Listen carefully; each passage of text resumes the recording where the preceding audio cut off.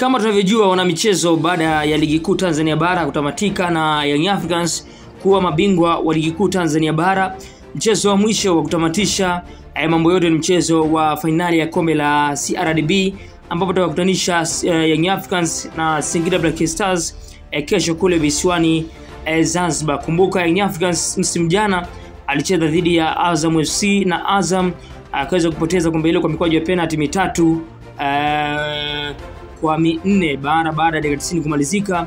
Mchezo huo kumalizika kwa 0-0 Young Africans na kuweza kuibuka na ushindi ambao hayo 4 kwa mikwaju ya penalty. Msimu huu Singida Black Stars baada ya kumfunga Simba Sports Club magoli 3-1 na Young Africans kumfunga JKT, wanaenda kukutana Singida dhidi ya Young Africans. Singida ambao wamemaliza nafasi ya 4 katika ligi kuu Tanzania bara, lakini kwa upande wa Young Africans wao wamemaliza nafasi ya kwanza kwenye ligi kuu Tanzania bara. Huenda wachezaji wa kulindwa zaidi siku ya kesho ni Clement Mzize, kwa upande wa Yanga Pacome Zouzoua, lakini pia kwa upande wa Singida ni Jonathan Soa. Huu ndio muonekano mpya wa kombe hilo la CRDB Federation Cup.